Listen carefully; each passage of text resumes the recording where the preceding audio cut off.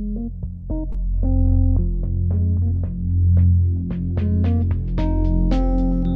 are we here for? What do you truly want? When change is not enough, what do you do? What are we here for? What do you truly want? When change is not enough, what do you do?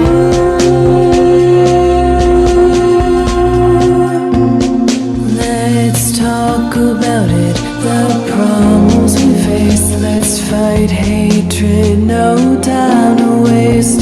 The mind is naked, we can see it without an x-ray. Life is easy if we work together. We're the keepers, we're the people, we're all equal, filled with purpose. The past has pain, it'll drive you, even make you take aim. But together is where we should aim. Together is where we should. What are we here for? What do you truly want? When change is not enough, what do you do?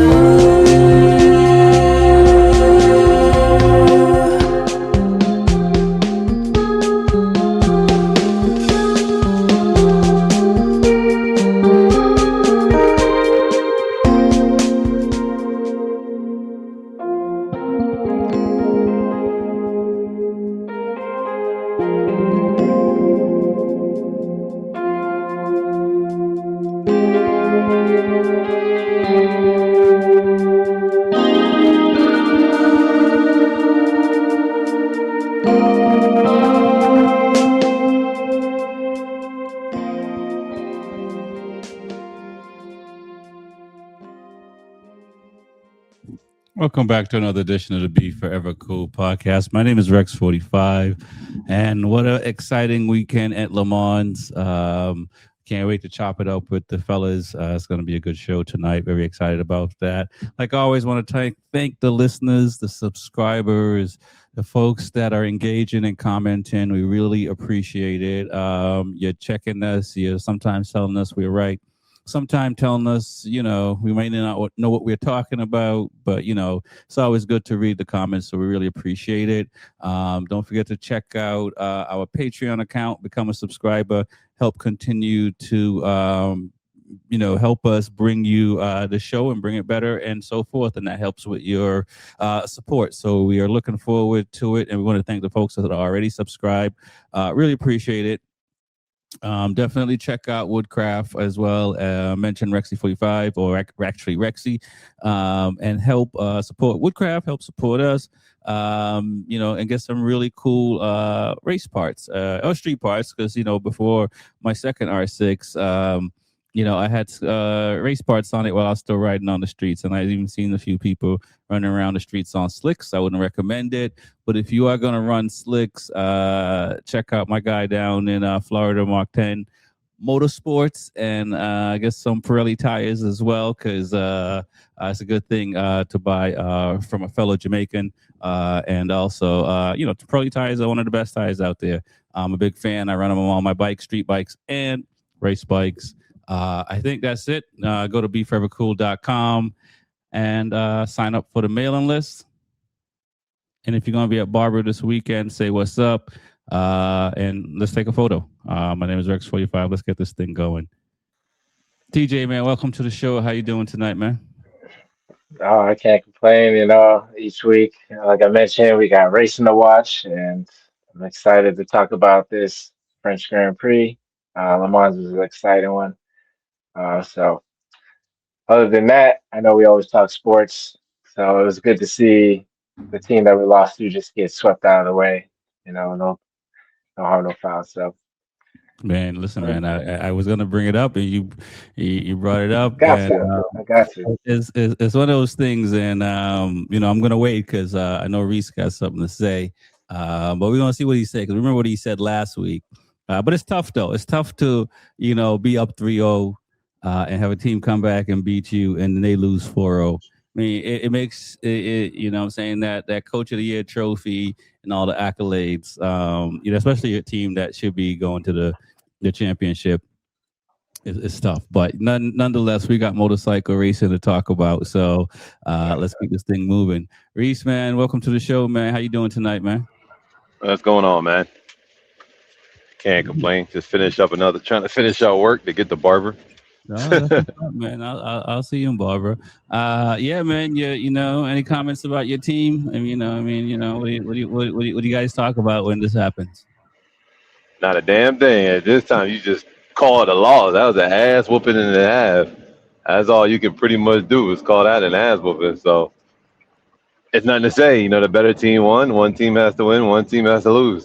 So nothing you can do. No, I hear that, man. Excited. Were you excited about the MotoGP race this past weekend? Did it add up? Oh yeah. To what you expected? Oh yeah, I was definitely excited. It was definitely something to look forward to. It was nice to see Aprilia do a lockout, so we'll talk about that. And it was nice to see some different faces. Yes, indeed. We're gonna talk about it. Lewis, man, welcome to the show. How you doing tonight? I see you got that mute button on, so I'll give you a second to talk about that. You did not get a DNF this weekend. We're going to talk about the points at the end of the show, so it's going to be crazy. How you doing tonight, man? This weekend was bullshit, man. They told me it was going to rain, man. Right?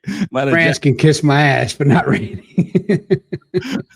I think there were some riders that might have been disappointed that it didn't rain. Man. Killed me, bro. Killed me this weekend. Yeah, it killed you, and it almost killed some of the Moto3 riders because they were going down like. Yeah, I was like, if this stays like this, it's gonna be a good weekend for me. Suddenly it's sunny. I'm like, yeah, damn it, just dried out. So how was your week other than that? It was good. I was good. Last week I was down in Cali doing some other work, good stuff that hopefully we'll see in the next couple months. Really cool projects. I got to visit my boy Felipe and Jeremiah over at Big Time. So I'm going to give a shout out to them. I haven't seen them in person in a minute, especially Felipe. Man, I love that dude. He's the best. Love doing any kind of work with him. He's just a super chill guy and somebody I enjoy just talking to, hanging out with, and shooting the breeze. We're into cars, we're into bikes. Into similar types of deals, so it's just cool hanging out. And then now I'm back and super busy week, traveling quite a bit. I'll be at Barber for a little bit of this weekend, so I'm looking forward to seeing my guys, seeing the racers, saying hi to a bunch of people that I didn't see at the last round, and kind of get these guys back up and racing. It's been a while since the hooligans have been out there, since Daytona, so it's good to see them back out there. So I'm looking forward to a good weekend. I looked, everything looks set for Barber, man. Looks like it's going to be a good weekend. So that's where I'm at. That's what's up. No rain in the forecast. Nah, it looks sunny. I mean, I'm bringing shorts. So, and I hardly ever bring shorts. So all right. If you see these knees out, the weather's real good. Oh, God. I'm not even going to touch that. It's too early in the show. Leave that one alone. Leave it alone. TJ, man, what's good, man? I think I was on it. I know for sure. I said in the past that Martin is like, is like Lorenzo when they get out front. Man, what do you think of Martin this weekend in his riding? Man, he was spectacular. I mean, we know that he's improving each round and he's basically running for the championship, but I didn't expect for him to do what he did at the French Grand Prix. Just to be that confident in the moves that he made, and especially so early. But yeah, his ride was spectacular. He's the Spring King for what we know before he won the championship. But to win back to back, that's pretty special. No doubt, no doubt. Reese, man, last week, I talked about what Ducati had to do.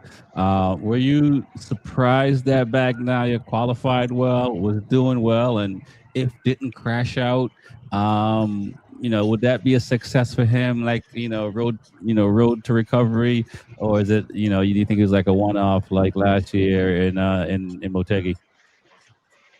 I mean, no, you can call it like 50-50. I mean, he had a successful sprint race. It looked like he had a lot of, finally had some front end feel. I was glad to see him up there. Sad to see him crash out in the race. But I think it does show he still is, a potential rider. He's still a great rider. He still can ride. He just got to figure out that front end because that's literally everything I hear him complain about is the front end. Everything you hear him complain is just the front end feel. And if you look at the race, that front end just washed quick. It was gone. And so, Bro, this is the most upset I've seen Pecco after he got back to the box and was going out. It looked like he just kind of let loose on them. You think that's a good thing for him to do that? It's warranted. I mean, we saw the crash, but it's different, being a viewer versus being on the bike. And he looked like, he could have still got on the podium, it looked like he still could have got on the podium. I mean, he's an emotional. It shows his emotions. It shows that he wants to do well. He wants to be up front. He did like I said, he did very well in the sprint. So it shows that the guy can still ride. And he, since last year, he just has been complaining about the front end feel. So it's got to be something up with, he can't feel the front end. I mean, we all know a lot of people don't like Michelin, AKA Lewis over there. He doesn't like Michelin. But he just has been complaining about that front end feel, that he can't feel anything. It doesn't let him know any kind of signs when that front end wants to give out. And I've heard riders say that before where they can't feel it, and when they can't feel it, it's nothing there. It's like riding on air. Right.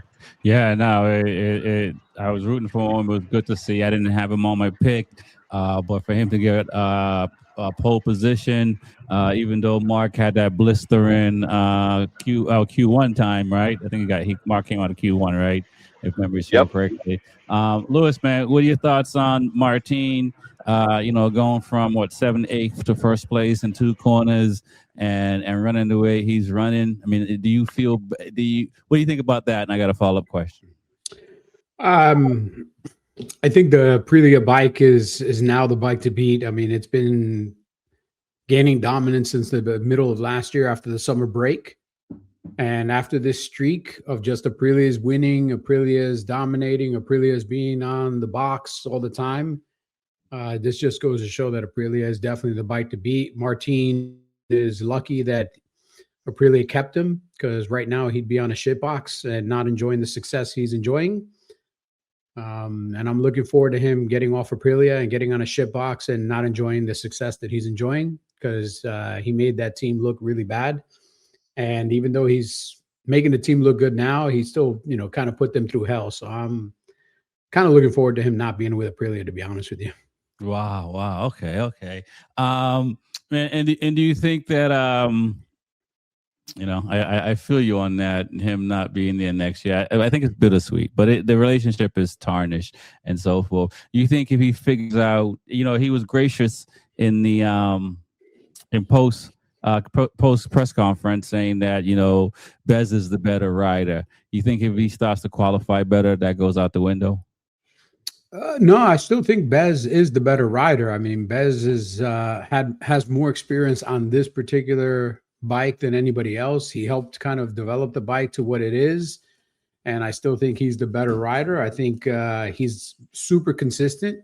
Outside of his sprint crashes that he's had, when it comes to race day, he's shows that he's consistent. He shows that he's really come into this season from people that are around him with a mentality of a champion, very, very focused, not really doing the things that other people do, doing his media duties and everything he has to do. But when he's not doing media duties or signing autographs, He's 100% in the moment trying to win a championship. Like that is 100% his goal this year.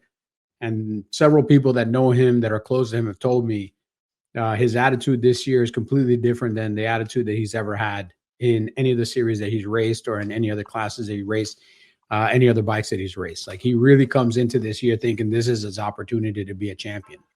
Right. All right, man. We're gonna see, man. I hope so. I'm rooting for Rapoya. I mean, we finished 1, 2, 3 in the main race. I think I was the only person that picked that. So I'm ecstatic. TJ, man. Well, actually, all you guys. What are your thoughts? I don't know if Reese or Lewis ever got a chance to go to Le Mans to take in the GP race. But what are your thoughts on the French National Grand Prix? National anthem, and just the crowd singing along with it, which is pretty cool.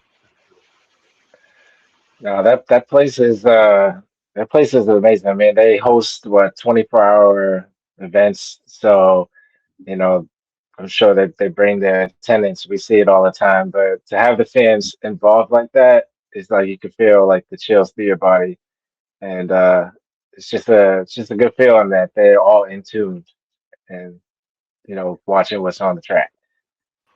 Yeah, man. It was pretty wild to see. I mean, I saw a thing from Zarco. He's like, "Nah, man, I don't sleep at the track. I stay in the hotel on the further side away from the track." Reese, what are your thoughts on?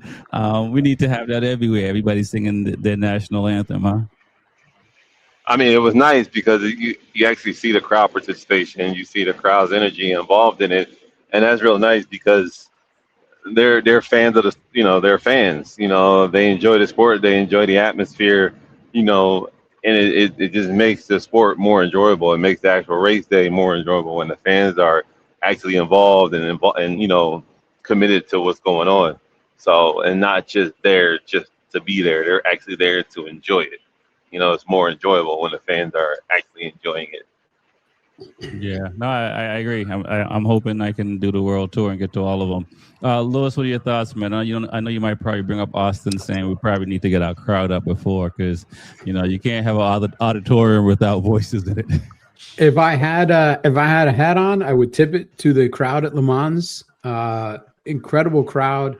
And you had a good event when you immediately released the spectator numbers because we are currently in May and we still don't have the spectator numbers for COTA, yet we have the spectator numbers for every other event they've done this year. So that tells me that COTA numbers were shit this year or still in that 120 to 125,000 range, which is the same range we've been in for years now. Like we have not exceeded that 118 to 125 range, and that's over the 3 days. So combined over 3 days, 120 to 125,000, 300,000 plus spectators at Le Mans, 112,000 just on Sunday. That's participation. So this whole thing with Liberty Media wanting to do a MotoGP event in Miami, when you can't get people to go to the number one track in the country in the U.S., now you're just going to split that crowd in half. You're not going to get more people to go to Miami. Miami sucks to go see a race. I've been there to see Formula One. The event around Formula One is great. Watching Formula One in Miami is the worst thing you can possibly do. Really? So, the events around Formula One are fun, but actually going to the race sucks. Right, but you're a seasoned race car veteran. I mean, for the glimmering lights, the flashing lights. I mean, they're gonna come out and thinking they're having a great time because I mean, like the COTA, there's nothing around COTA. At least you're in Miami. If you're a content There's nothing in creator, it. if you're a content creator, if you're OnlyFans model, Formula One in Miami, MotoGP in Miami, that's the place for you to go. Right, and I know but if you're an actual fan to watch the race. Is not. It's going to be 10 times more expensive than going to COTA. The hotels all around Miami in that area are going to jack you through the roof. Car rental is going to be through the roof. Everything's going to be 4 or 5 times more expensive than going to COTA to watch the same race. Lewis, man, listen, you're an elder statesman. These young people, if they don't drop 10 grand, they don't think they had a good time. Come on. Lewis is tough, man. Lewis is a tough Look at my guy. name, the numbers guy. They're buying Numbers. bar. Come on, man. What are we talking about? Yeah. Lewis is tough, man. He's a tough guy. Them bottles cost more than a set of slicks. I know. If people go to Miami, I guarantee you they'll go to the clubs in Miami. They'll do everything else in Miami. They won't even go watch the race, man. But they'll buy a ticket. So as long as they got a ticket, it's a sale. So we're going to have 160,000 tickets sold and 72,000 people showing up to watch the race. This may be the closest thing to the Northwest 200, the TT. This would be the closest thing until we get to Australia. So you know what I'm saying? Come on, maybe they'll open it up to Moto America and have those guys come out on the Super Sport bike. If they don't go to COTA and they only go to Miami, they'll probably get a better attendance. But if they go to COTA and they go to Miami, the U.S. is not a big enough country with enough spectators to fill 2 events. We're not Spain. We're not Italy. We're not these countries that can have 3, 4, 5 events and every event sells out. We have 1 event and we can't even get decent people to go there. Right. 120,000 people. That was France on Sunday. I know. Sunday, bro. even the French are making us look bad. Even the French are making us look bad, man. Come on. But yet everyone knows MotoGP here. Yeah. Well, the other thing is here, I'm going to say at least 35% of the crowd or 40% of the crowd is not even from the U.S. They're coming from South America, Latin America, the Caribbean, other places. Yeah. Just to visit America. No, just to visit there because nobody really wants to visit America right now, man. It's not that friendly a place. I don't know if you've heard. Forever Cool is friendly. Canadians don't even want to come here. They're the nicest people. Nobody wants to come here. Speaking of people, let's talk about Marquez. You know, it's tough. Let's go around the horn. Let me hear your thoughts. It's and we kind of chatted up a little bit in the chat, but what are your thoughts on Marquez this weekend? And I mean, to set down the time he did, where did he? Let's start with that. To set down the time he did in I think it was Q1, and set that lap record was pretty impressive. I didn't see it the whole on Friday at all, and maybe even I didn't see it. So, what are your thoughts, TJ? Yeah, Mark had to work this weekend for sure.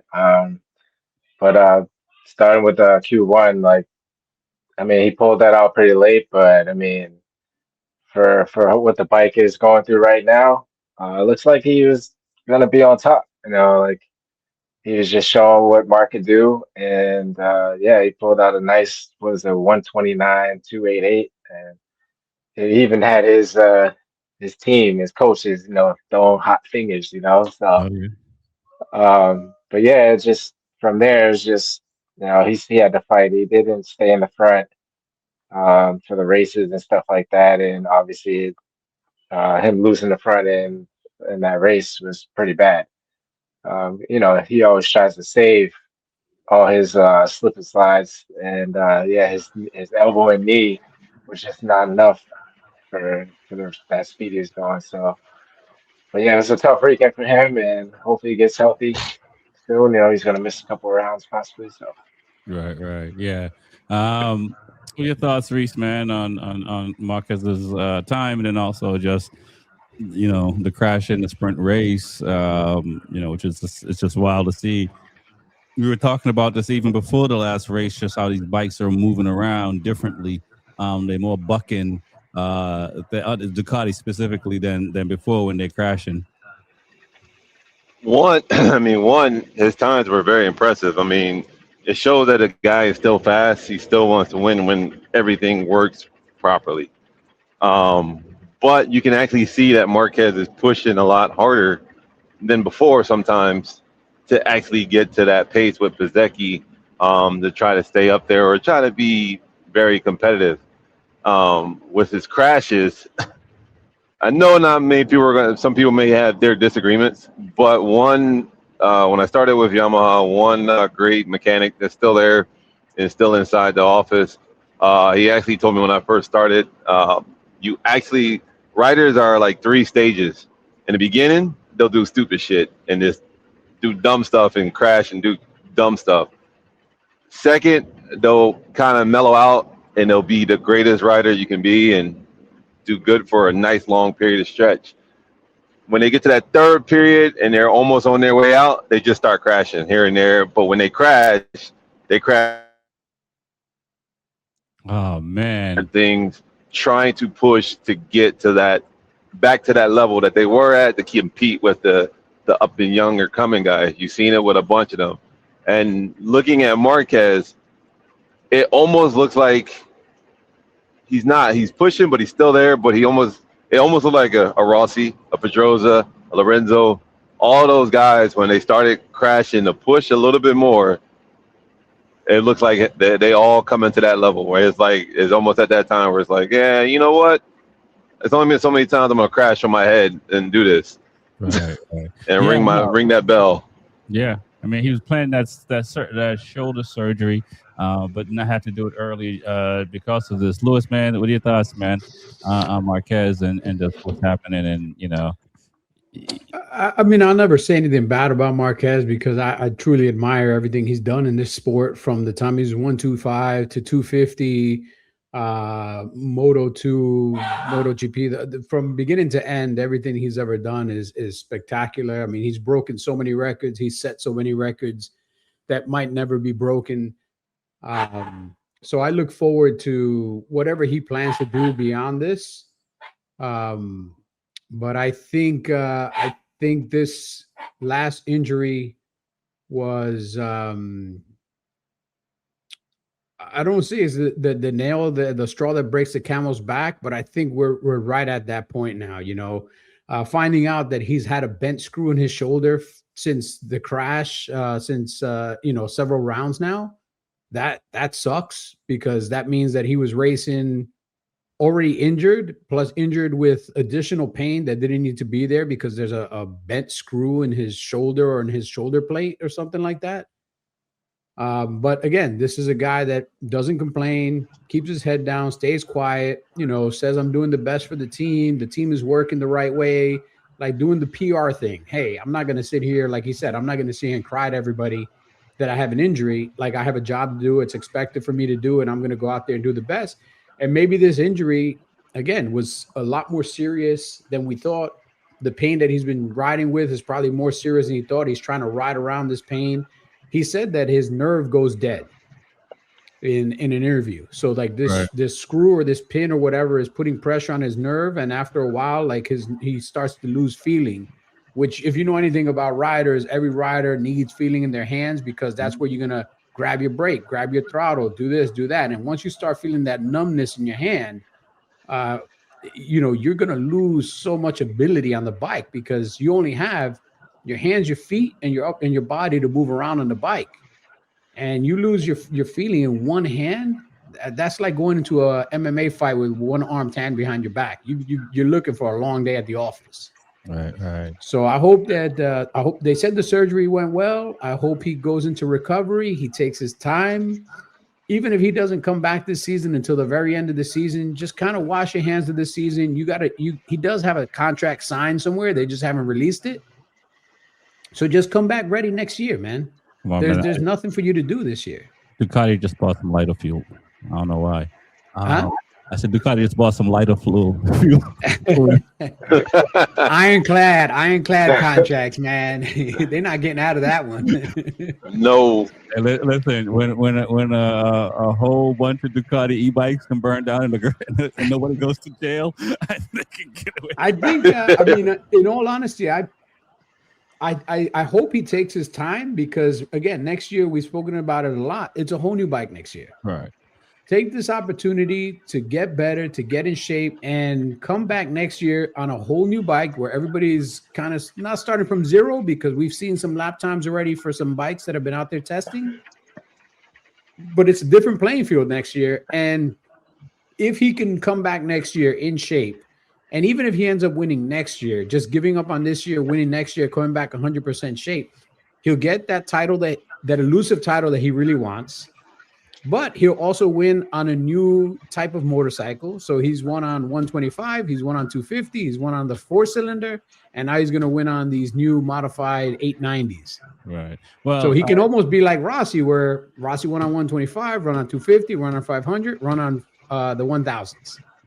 well, that would be the only reason to continue racing is to beat Rossi. Well, let me ask this, guys. I mean, Mark is not the first. Vinales is the first to have screws bent while riding per se, or I don't know if it was from an injury, but this is not something that we've seen often. I mean, we've seen in the past where somebody may re-injure a collarbone that's been broken and has plates in it and stuff like that. But now these are screws that are getting bent. I mean, this is should this be a bigger deal than what it is? And also, I know he said he'll be back out for a couple of rounds, but we see Vinales is not back yet. What are your thoughts on that, TJ? Just the crashing, bending the screws, or just just the training because they're training so aggressively. I definitely think Mark will be back before Maverick. They'd have definitely different trainers, so I feel like Mark will definitely try to be back, even if he's not competitive. Is that a snub on Lorenzo? Of course. So yeah, I think he'll be back much sooner than Maverick. Even if he comes back, Mark will just try to get his feel because he can't go on a slower pace. So I'm sure he'll make sure he's set and ready. But as far as the screws bending, I don't know how usual that is. It's kind of unusual to see a couple of motorcycle races that we have that have the same issue.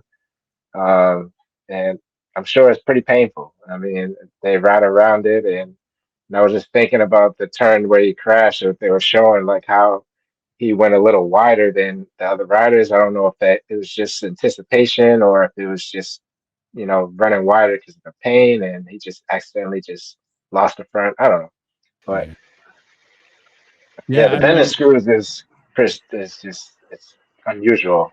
Yeah, I know. It's not good to go through. Yeah, I heard someone said that football players, European football, are the toughest animals on the plate on an athlete. But we have to say motorcycle racers. What are your thoughts, Reese, man, on bending screws? When I have a screw in my hand, I can't imagine hitting something hard enough to bend it to now cause me pain, much less on the shoulder. I mean, bending screws suck. I mean, it does suck. It's something that, all these riders go through. They all want to get back out there. They all want to, try to get, rush their injuries to get healthy. I mean, like Lewis said, I mean, if that hand goes numb and there's no feeling in it, I mean, you're pretty much dead in the water. Just like, our old friend, our old rider, Gagne, his hand was numb. He had no feeling in it. It'll be good for like 4 laps and just go dead. So I know that feeling very well with these guys, and it sucks. It's not a great feeling. So, I mean, it just, like Lewis said, I mean, I hope he takes this time to fully get healthy and come back 100% strong. I mean, there's no rush. You have nothing to prove. Just take your time. And he will be back before Vinales. I mean, Vinales is, the principal of KTM just told him, do not come back. Stay out until you are fully 100% healthy. So, I know for a fact that Mark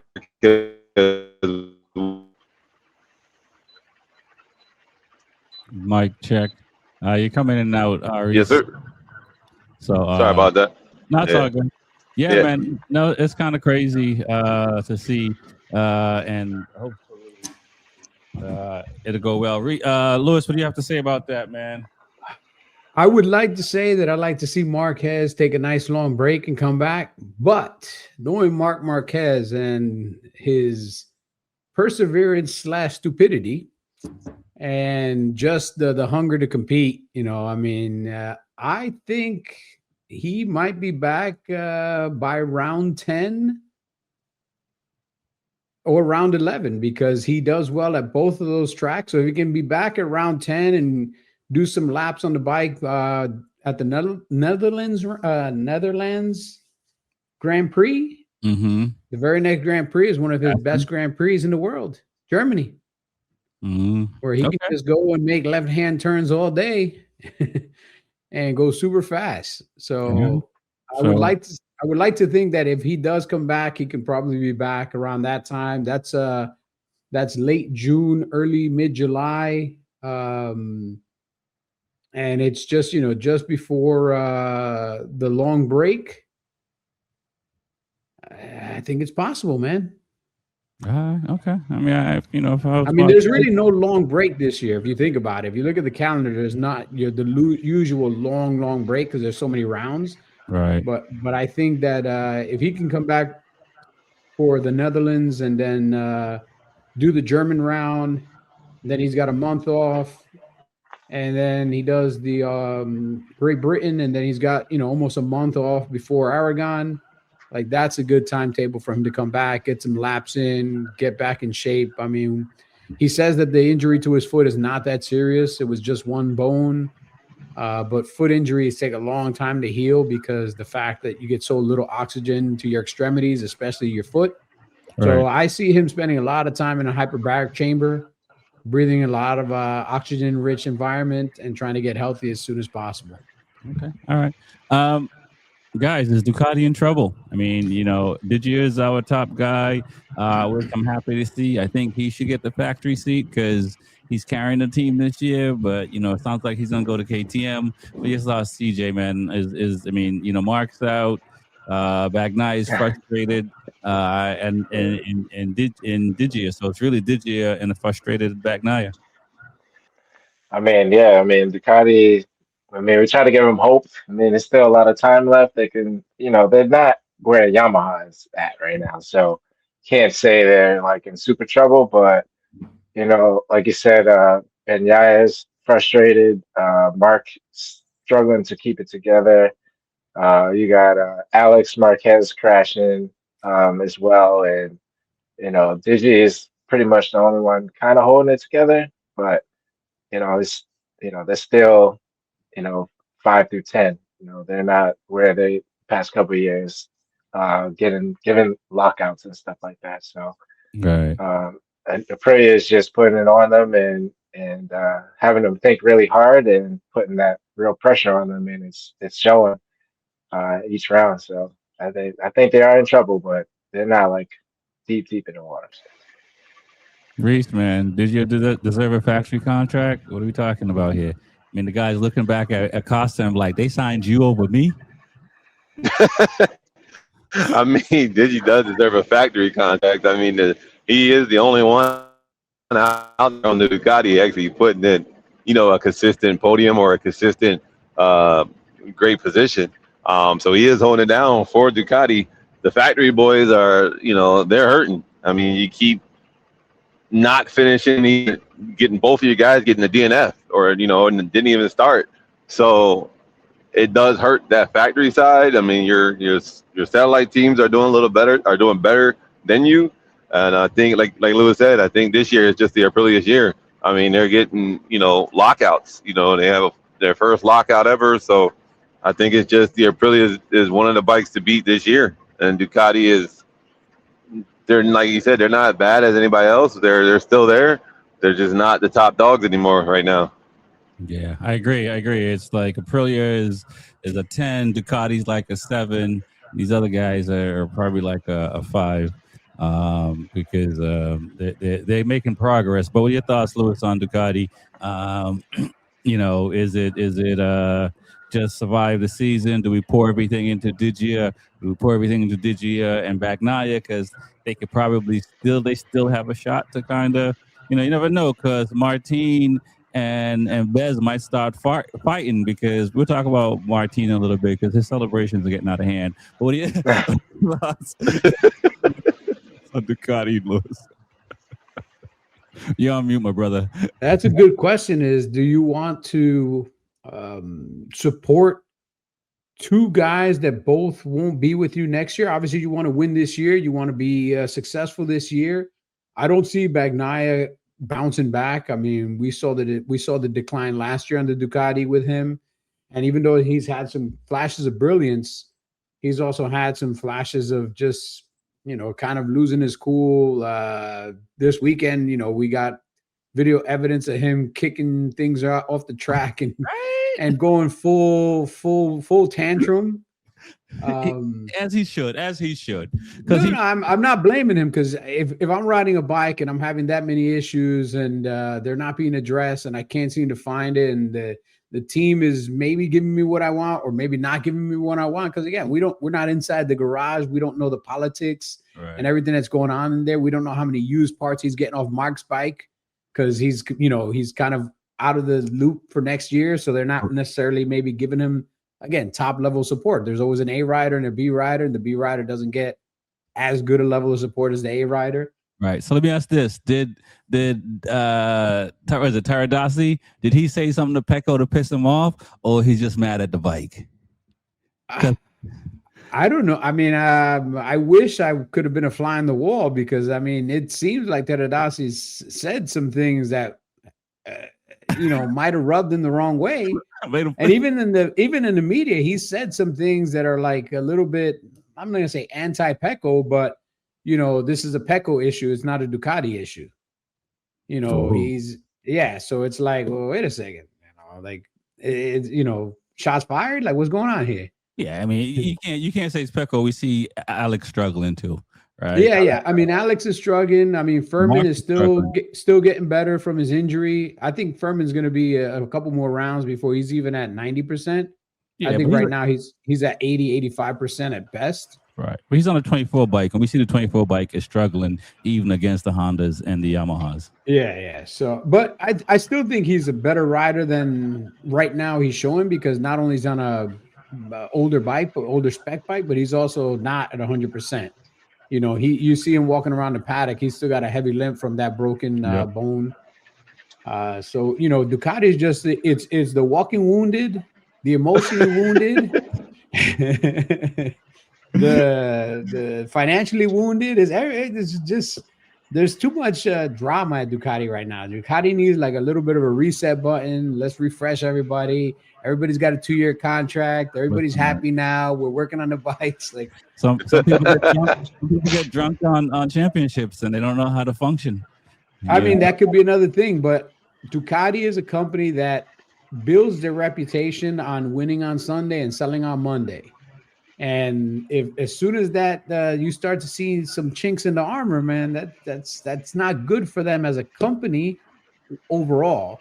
And it's not good for them in the translation of sales, because we spoke about it. They are right now like the innovator in street bikes, in high performance street bikes. And if we don't see them on the podium, I'm not going to say Aprilia sales are going to go up, because technically the Aprilia is a modified version of the same bike, just keeps getting refined.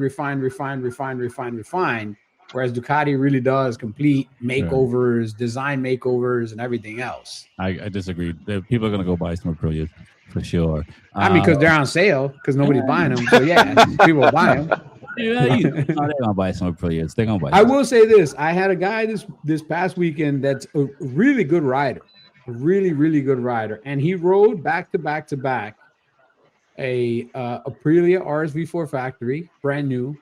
A BMW S1000RR M spec, so carbon wheels, the whole kit and caboodle, and a brand new Ducati V4. And he rated them Aprilia 1, Ducati 2, BMW last. And he said, the Aprilia might not be the most modern or coolest looking bike, but the bike does everything a bike needs to do. It has a soul. Yeah. When you get on the gas, when you get on the brakes, like it feeds back to you a lot of information. You feel confident on the bike. The Ducati is right there close to the Aprilia, with a couple of things that, it's not as good as the Aprilia, but the Aprilia is also 100 cc's more, because they sell an 1100 for the street, not a 1000. Yeah. And he said the BMW is just a soulless machine. You can tell it was built by Germans. It has no soul. Well, listen, I'm a fan of Aprilia. Damn. I might get another one, and I think Pecco recognized that Ducati was struggling last year, but he got the blame for a lot of it. But let's move on and talk about Honda and Yamaha. how good was it to see Yamaha Honda fighting in the top 7, top 8? And Mir, if he didn't crash out on Sunday, it might have been even sweeter. I was excited to see that, even though Quartararo said some things, and I'm going to talk about that as well. What are your thoughts, TJ, on how they looking? Yeah, Honda especially, definitely looking good, especially for the French guys. Felt like it was a little battle between the two, and I'm very surprised that Fabio was able to pull out what he did, especially going to was it Q1, Q2? yeah, Q2. It was just back and forth with the leaders, and Zarco was able to pull it out, and it was just for the fans, it's just kind of what they came to see. Even though his pace wasn't able to hold up, and um, and Mir, he said, I just wish he can just finish a weekend. But his pace has also been improving, and Right. he's been fighting and staying above, top 10. So, but Fabio rode very well. Very, surprising to see him run basically top 5 the whole race. But he pulled everything that he could out of that bike. Yeah, I agree. So he finally looked good. The Yamaha finally looked good Yeah. this weekend. You didn't mention Renz. Renz got into Q2, Renz, yeah. and He did. what are your thoughts, Reese, on Honda and Yamaha, how they did? There's only one French guy on the Yamaha, TJ, not two, but we'll let it. We'll let that Well, no, I'm slide. talking about Zarco too. Oh, okay. Yeah. Okay. Yeah, no, Zarco's up there too. What are your thoughts, Reese? And you like to see Blue being that competitive at the top level, right? I mean, I definitely like to see Blue competitive. I mean, like you said, I'm surprised. Like I was pretty much speechless on Renz getting into Q2. I had no words for that. I don't know where that came from, but and I was happy to see Quartararo up there in the top 5, top 6, battling back and forth. I mean, he did say that this was like the first time in a long time that he can actually push the bike to that limit. Like he couldn't do it before. Now all of a sudden he can. So it was nice to see him up there. Nice to see the Blue brand back up. At least doing what they should be doing. Hopefully they can keep on this and figure something the hell out and get back up there. Be great. With Mir, I mean, it seemed like. I mean, it was nice to see Mir with the pace and to see him up there. I mean, but I feel like I'm on like Fast and Furious, another sequel to Crash Out. Like, I don't know how big this guy's crash bill is or how much he's spending on Crash, but Jesus Christ, man. Like, every time I turn around, this guy's crashing. But I don't know if it's a Spanish thing because Acosta, him, and Marquez, right? Them boys, when they crash, they don't take it easy. and right. I mean, everybody. No, go ahead. It was just. No, you kind of chopped up a little bit, so I was just pausing for you. Go ahead. Oh, no. I mean, it's everyone. There was a lot of crashes. I mean, Bender, crashed. Mir crashed. I mean, it was a whole Spanish crash, but it's just with Mir, man. I don't know what he's doing to keep crashing. Like, what is he doing that makes him crash? Like, is he like having a brain fart in the middle of a race? He's pushing harder than the other Hondas. Nah, something must go numb. Come on, man. His brain. He's the top Honda rider and then crashes out. Yeah, but I mean, you got to think about this. Think about us on this side as a crew member. You think I really want to stay up all night rebuilding your bike every weekend? Like, I'm not coming no more. I'm like, yo, dude, all you gonna do is crash, man. Here, just take this piece of crap. I'm over. Jesus Christ. That's your job. There was some impressive practice this weekend. Thanks, Lewis. That's your job. Lewis, he's keeping you employed and you complaining. Right. Yeah, he's keeping me employed. Keep me up all night too. Right, that's why you salary. You gotta negotiate. You gotta talk numbers guy. Yeah, Lewis. I hate him. No, we don't. Dang. Nobody wants to see the build. What are your thoughts on Honda and Yamaha, Lewis? Well, first for Yamaha, what do I say? The hometown half a second is a real thing. Quartararo is going faster in France than anywhere else. He's saying that he's got feeling, he's got this, he's got that. Let's see what happens the next round. Let's see if he can maintain that 5th, 6th place, 7th place finish at the next round. Is this an anomaly just for France, or did they find something in France that helped him go a half a second faster other than the fans cheering for him? Well, let's just say Quartararo came out of Q1 and Q2. Rins was already there.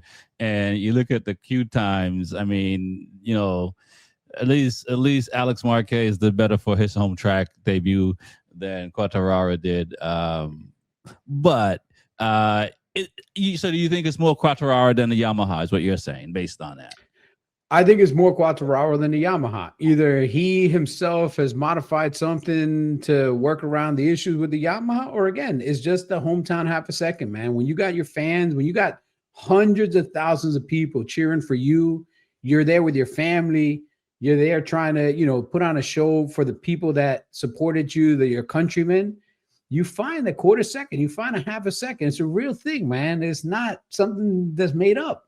So let's see at the next round if he can still maintain that. I will say one thing that I heard from Yamaha, which I was like, man, if you think that's a bar, you're setting a very low bar.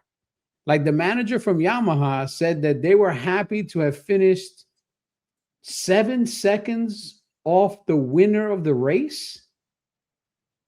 Okay. Like within 7 seconds. So they were 7.7 seconds behind Martin. In the sprint? In the race. Well, remember, the sprint is half the distance. Yeah. So. But in the actual race, there are 7.7 seconds from the winner. Yeah. And that seems like it's not a lot. But remember, this is MotoGP, where tenths of a second are a world of difference. Right. 7.7 seconds. That's like me racing in Superbike on a 600 and saying, I finished 22 seconds behind, no, man. That's Cameron Bobier. That's like you be rolling out a new bike and you finishing 7 seconds behind people who already got something established, and you got room to play. They got room to play, and they're playing. If they can cut that 7 seconds down to 4.5, 5 seconds by the summer break. But I mean, it's a wash by the end of the season because we know we're changing the bikes next year. Yeah. It's still as far as motivation and what your team is doing. If you can chase these guys down versus throwing in the towel, right? I mean, he's getting points, man. He's getting championship points. I think this weekend he walked away with 15 championship points. Not bad. Which is not bad compared to where he was last year at the same time on the bike. He's not necessarily going backwards. That's the most positive thing I can say, is that at least he's not going backwards. Because I think he's an incredible talent, and I really do want to see him perform well. And I hope when he moves on to the next bike, he does significantly better on that bike, because I still think that the Honda is the better of the two bikes right now, and I still think that Honda is developing the bike faster than Yamaha. I agree. I can see that. Yeah, I think so. And I think, even I believe that Honda's on the step either level with KTM or above KTM, because if you look at more or less where KTM riders finish on a regular and Honda riders finish on a regular, when they finish, the Honda riders tend to finish higher than most of the KTM riders when they finish. Right. No doubt. Let me ask this before we kind of talk about some more racing and get out of here. Quartararo had some negative things to say before the race weekend happened, and then he had a better result than he may have thought of at the beginning of the season. We see contracts where we see Martin last year. Do you think that these teams are going to start putting in language not to badmouth us, not to say if you're signed under us, not to say negative things about us, even if the bike is not working to your advantage? We start with TJ. Yeah. I mean, I'll probably have to. Mark Marquez will probably have to do it first, and then they'll make the rule. But I think they should. though. He didn't. He's an old school rider. He didn't badmouth Honda when they were bad. True. No, but so I don't know, they might let it stand because I don't know. They do say they're just like right on borderline, you know. But the adrenaline is so high, especially when it comes to racing, like how they react to it. I can always think of how Pedro reacted, and even after the race, like how Pecco reacts, Yeah, I and mean, even in the kicking the press doctor conferences. sign So versus giving the bike a yeah, finger is. I'd rather him kick the doctor yeah, sign all day long. yeah. And at the end of the day, like you're representing their brand, and you don't want to tarnish it. Some kind of the way like Martin did slightly. So. Um, I probably take like one more racer to say something crazy, and then they'll probably do something about it. Right, right. What are your thoughts, Reese? Man, do you hear that stuff when you're walking down the hall and people are talking behind closed doors? What can we stop the riders from saying? From saying it, but know that you can say right there on that line. They're right there, and they know exactly what to say and say it and not get in trouble. But people so much they just want to keep you out. Like, yeah, we're done with this. So I mean, it's going to take a whole like effort of every team to put something. Right, right. Well, I unfortunately you were getting in and out, but I think you're sitting here saying that if they continue to, even though they dance the line a little bit, eventually they can get themselves in trouble or something to that effect. Right. It's it's they just do that. They just walk that thin line. That thin line they stay on. That's all. Right, right. Let me ask you this, Lewis. I mean, we know that they have collective bargaining going on, and MotoGP as a whole is trying to get more media rights from Liberty. You think Liberty? We know Liberty is concerned about their brand. So you think somehow they can seep some language in there to kind of get riders to just say nice things on camera? I mean, this could be another collective bargaining point. Is maybe they put a penalty system in for riders that speak poorly about the brand, about the company, about their manufacturers. You can't really stop people from speaking badly about you, but you can find them. The NBA does it, the NFL does it, all these major league teams. If you talk bad about a referee, on Monday, the NBA front office sends you a nice big bill for, hey, we're taking this much out of your check. The NFL does the same thing. Major League Baseball does the same thing. All these major sports do that. Formula One doesn't do that specifically, but most of the riders there, or most of the drivers in Formula One, kind of minimize their critiques to other teams, not the team that they're on. So they'll talk badly about other riders, which is fine because that is what Liberty Media and all these companies want. They want these rivalries. They want people to clash and butt heads because it brings more attention. As long as you don't talk bad about the overall product, as long as you don't talk about the series or your manufacturer or anything like that. So maybe this is something they put in the collective bargaining agreement, because it's really hard to put that in an individual rider's contract, because if I'm a rider, I'm gonna be like, hey, you got to take that out of my contract. I don't want to sign this contract. Like, you want to sign me as a talent, right, you gotta take this out of the contract. But if the series all of a sudden imposes some sort of restriction or a fining allowance, hey, if you talk badly about our tire manufacturer, we can fine you up to $50,000-$60,000. Then people will stop shitting on Michelin or Bridgestone, whoever's the tire manufacturer. Right. I'm not going to say something like that exists in Moto America, but I haven't heard too many people talk badly about Dunlop in Moto America, even though when the camera's not around, I've heard some scathing things about Dunlop. It rhymes with shit. But when the camera's around, I like to thank Moto, Dunlop, Mission Foods, Chips, blah, blah, blah, blah, blah. Because, okay. Say no. You got to play the game. Right. So, no doubt. As cameras off, oh, these chips sucks. These tires are shit. I don't even use this oil. I have no idea what he's talking about. Okay, let's moonwalk right past this. Hey, again, Mission Chips, if you're listening, I like your chips. I like your tortillas. I buy that shit. I support it even before you were part of Motor America. I like your stuff. If you want to send some to my house, I'll give you my address. More than happy to make tortillas. Eat them here on the pod. Give you some screen time. There you go. There you go. I think TJ might have had some already. Probably. Let me ask guys. I got a two-parter. The elephant in the room, Aprilia, right? Ayagura. I mean, man, first question, yes or no, and why? Do you guys think that Aprilia can end the season 1, 2, and 3? Don't know what order of riders, but 1, 2, and 3. Yes, no, and why? TJ. I mean, they got the strongest bikes. I'd say yes, it's very possible. For the rate things are going, they stay this strong. Yeah, I would call it like how Gore said, a little late race pace. So I think you can keep. I think they can do it. I don't know what order, but yes. All right. What are your thoughts, Reese? Can Aprilia pull it off? 1, 2, 3. I think they can. I mean, they're showing strong signs. I believe they can, man. All right. Lewis? Yeah, I think they can do it.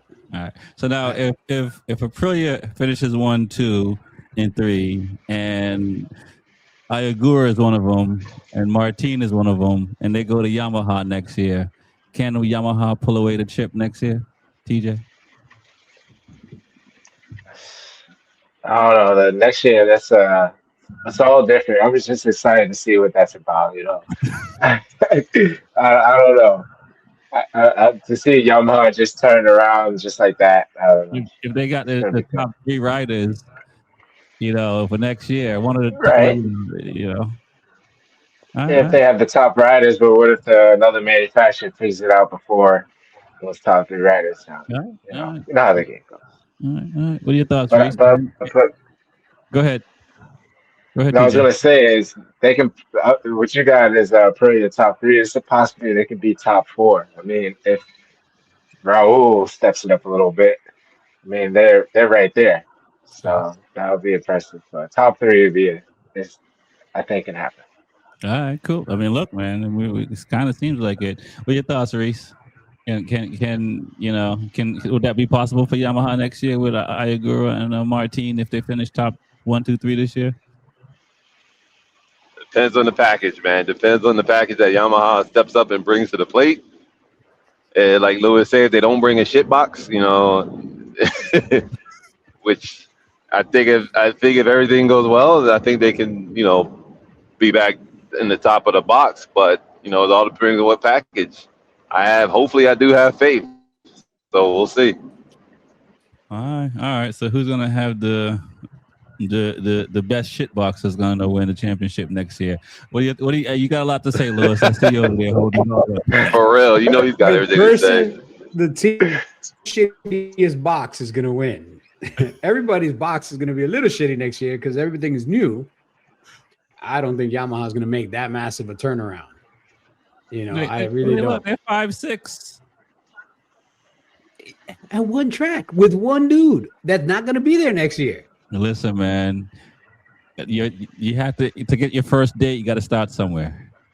Well, they're going to be single for a hot minute. I think Agura, Agura right now, he did the right thing for him as a young rider, having an opportunity to go to a factory bike because he didn't see another factory bike opening for himself. Right. So if he's going to go to Yamaha as a young rider, one Asian rider on an Asian manufacturer, that's already a win, marketing wise and targeted audience wise. I want an Asian rider on my Asian motorcycle. Like that's a win-win. The same way I want an Italian rider on an Italian bike and so on and so forth. And Davio might leave if the rumors are true. Davio supposedly is gone. Okay, see, there you go. He's gone. He's going to Honda. He's going to Honda. He's going to be and this is one of the reasons why if Mir leaves, it's going to suck because Mir did very, very well with Davio when they were at Suzuki. Right. And I think next to Gigi DeLigia, I think Davio is one of the best team managers, consultants you can have working for you because the dude knows how to build great bikes out of not great bikes. Yeah. And he was with Rossi in the early days of Yamaha too. Let's not forget. Rossi, early days of Yamaha, Suzuki turned it around, took a bike that nobody thought could win, and won several races. Was always competitive. The last competitive 4-cylinder bike that's in the series was the Suzuki, and won a championship with Mir at Suzuki when nobody thought that Suzuki would have any chance of winning the championship. So this guy is the real deal. And I think he brings a lot of knowledge to Honda that Honda can use. Okay. I think, again, depending on the package that Yamaha brings, Martin's a talented rider. He's going to do the best he can do with what he's got. But Quartararo is a talented rider. And he can't do anything with the Yamaha as it is today. Maybe Yamaha needs to reset and go a different direction with somebody else. And Quartararo needs to reset, go with another manufacturer and start. Like I said before with Ducati, sometimes you got to kind of clear the table and be like, hey, let's do a hard reset. Let's the PCU crashed, the hard drive crashed. Let's reset this computer. Hit Control Delete, pull the plug out.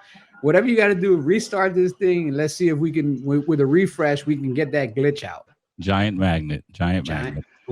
We don't. That's not getting a glitch out. That's killing the computer for good. We just want to do like a plug it and unplug it for the printer, just to get the printer to work again. Okay, no doubt. Before we get out of here, guys, Martin, Martin, is he the Max Biaggi of celebrations or trying to celebrate?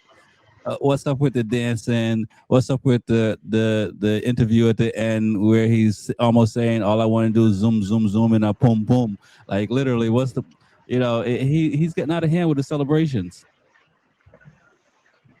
So, man, we all know, well, Martin needs to get it together. He needs to not celebrate like that. Like, he hasn't really done much. I mean, even from years back when he was celebrating, it always turned around and bit him in the ass. So, I don't know. I don't know. I know he's happy he won back-to-back, but yeah, so sometimes you get happy and you say things and you don't realize what you say, Yeah, he gets a little too excited sometimes, though. Like maybe one quick dance move and that's it. But it was like won the championship or something or salsa. He was kind of in between. What are your thoughts, Louis? Reese he doesn't want to comment on Martin at all. He's out of here. It looked like epilepsy. Like somebody check on him because it looked like he was having a epileptic seizure up there. If you're gonna celebrate, be good at the celebration. You wheelie, you crash. You try to dance, looks like you're having a seizure.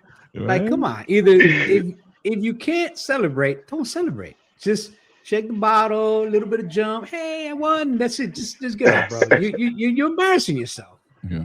There's only a few people that are really good at doing like high-end celebration, orchestrated celebrations. He ain't one of them, bro. No. He's the Max Biaggi going to 13 o'clock on a bike and almost crashing. Not the Valentino Rossi stopping and using the bathroom or sweeping the dirt.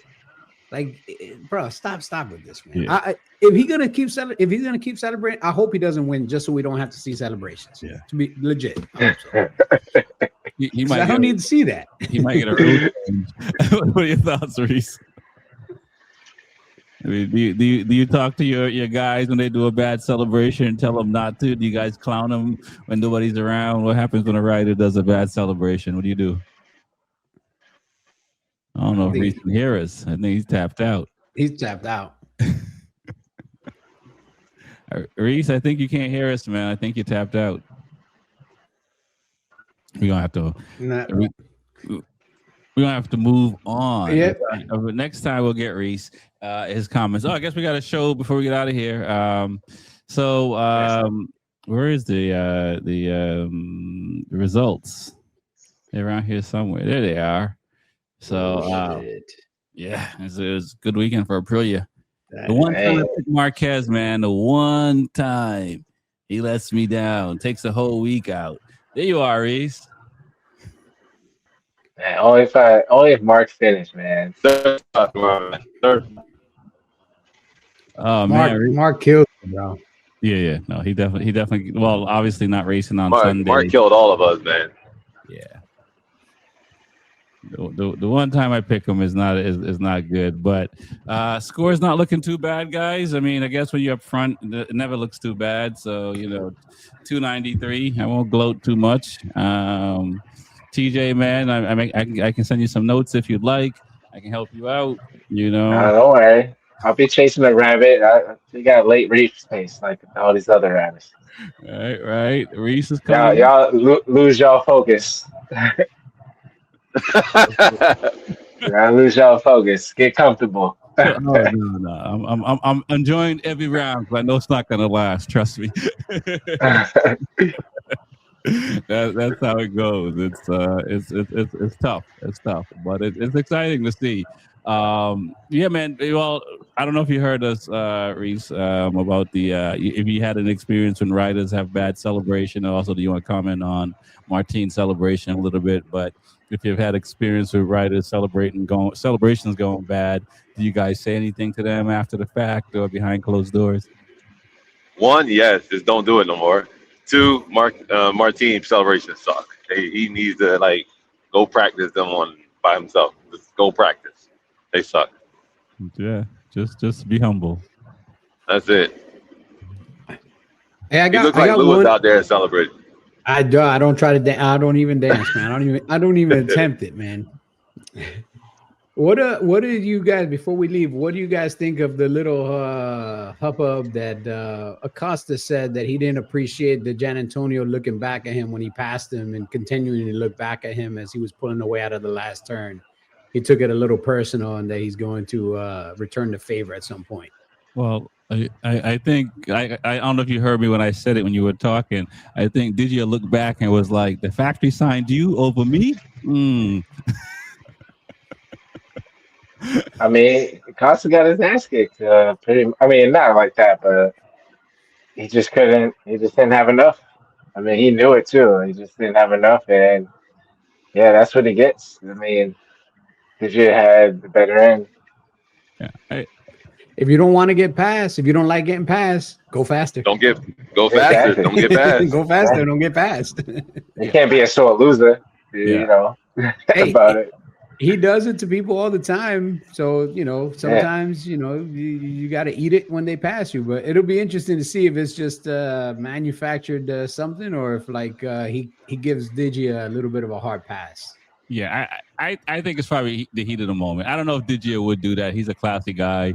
We don't know if Acosta is doing little dirty stuff in the race to kind of irritate Digi as well, or to make it difficult for him. So he was just like, "Look, I finally got you." Because sometimes some riders, they'll do stuff. They see you. They know you. They obviously you're not supposed to let anybody pass you, but at the same time, they kind of do some stuff. And eventually, when you pass them, you kind of want to be like, "Yeah, finally, I got you, dude," because you've been riding effed up for so long. But for Acosta, he like Lewis said, you got to beat Digia. And that didn't happen. It sucks when it happens on the last two corners. It sucks to get passed on the last two corners on the final lap. Then go faster. I mean, even pushing to a little more. Like Iagora, I mean, even at the end, he was stuck behind Fabio, I think, for a while, and just to get by him finally, yeah, I would look to the side too, just to be like, thank you, get in my way. But, honestly, man, I think if Agura had gotten around Fabio earlier, I think he would have probably taken that second from Baz, man. Possibly, yeah, because he was coming fast. Yeah. But riders do that. Marquez have done that. Look back, Rossi obviously has done that to riders. I mean, sometimes you're just checking to make sure if they went down or not. So you don't know if maybe he thought he might have made Acosta go down, but like for Acosta, He's chippy though. He loses a lot of wings, like a lot of Well, dust. He gets this close, so he's a chippy rider. Digi's So comment he is can't that take that. Digi's comment was that he's nothing special. He's just any other rider that's out there with him. that's true. That's true. So, I mean, you ain't a champion. Yeah. What's this? His third year in MotoGP? I think it's second with the factory team. Yeah. You know what I'm saying? And Furman has won a race already. Raul's won a race already, and he hasn't won. He has the most podiums that hasn't won a race, right? So he's knocked off Colin Edwards. Yeah. Throwback. That's harsh. That's a harsh throwback. That's a harsh. Jesus Christ. Thanks for riding in MotoGP for 17 years and never winning a race, Colin Edwards. And that's huge, right? Because when you think about it, there are a lot of riders that's gone into MotoGP that haven't won races and spend whether one day or 17 years. There's a lot, and it's not easy. So win a race. We'll see what happens next round. See if they get chippy. We'll see. We'll see, man. Looking forward to it. I can't. Matter of fact, well, let's speak of next round because it's this weekend. Let's throw the picks out there before we get out of here, guys. Where we on Friday? On Saturday. Calendar. I forgot. I think like British. No, Catalunya. Catalunya. Yeah, Catalunya. So, all right, who we picking? You need some time, TJ? Yeah, let me get some time on this one. I'll go first. Aprilia. Damn. Put names to it. You can't just say Aprilia. I know. They are good at this, Chad. They are good at this track. Jorge, Bez, and Agura. Obviously, not Raul yet. For the sprint or for both? I'm going with both. This one's going with both. Oh, that's interesting. I might be getting out of hand. I'm getting too cocky. You're starting to flex a little too much. Oh, shit. I didn't plug in my battery. Man. Give me my battery. I didn't plug in my camera. See? That's what happens when you start getting too flexing. Right? Too much. The camera said, nah, you flex too much. Click. Fine. So listen, that's how I try to tell my daughter that. As soon as you say, man, I got it, you're gonna miss. For real. Like, nah, we done. Like, that's it. Listen, I got you still going, Rex? That's your sprint race and race? Sprint and main race. That's it. I'm in. Done like I got Jorge, Bass, and shit. Who's out there? Did you? I got Algora. Not yet. Did you the sprint, and then no, I got Algora in the sprint, and then I got Digi with Jorge and Bass in the race. Okay. All right. PJ? I'm going to say in the sprints, I'll say Jorge, Bezecchi, and Pedro. Okay. And then in the GP, I'm going to say Bezecchi,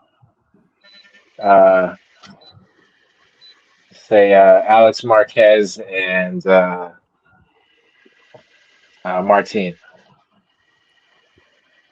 Okay. All right. I like the sound of that. I got a European guy, and then European guy. Nah, we need names. On a European manufacturer. On a European manufacturer. All right. Cheating that. I got Martin, Bez, and Digi in the sprint. All right, that's good. And then I got Bez, Martin, and Acosta in the race. Okay, I can see that too. I think Acosta's coming. His time is coming. So it's just It's interesting that you see riders like Acosta, Miller, even I guess Quartararo a little bit, who like they can't manage the tire at the end of the race. Where you look at some of the other guys on same bikes, they can manage the tire and get quicker at the end of the race. If Acosta figures out how to get some tire life at the end of the race, he'll be a different rider. I think one of his problems might be the way he sets up his bike. He sets up his bike for maximum grip at the beginning, but not for how to handle as the grip drops towards the end. There's certain guys that set up the bike the other way around where they'll take moderate grip at the beginning to have better grip as the tire drops off. Acosta's one of those guys that likes to start really fast. But then, yeah, like you said, he doesn't manage the tire very well, ends up eating them up. And towards the end of the race, you start to see him lose pace, lose grip, and start going backwards. Whereas you see other guys, they start out pretty well. They stay competitive in the top 6 or 7.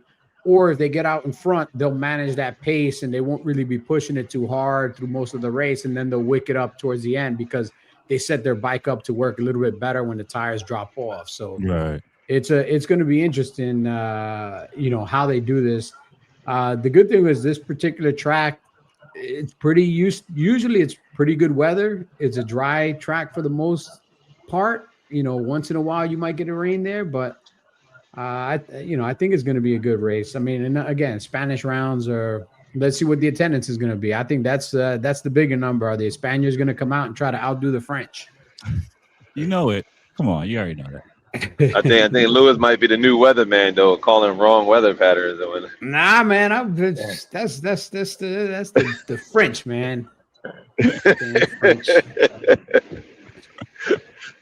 We always see rain there. Be a wet. So.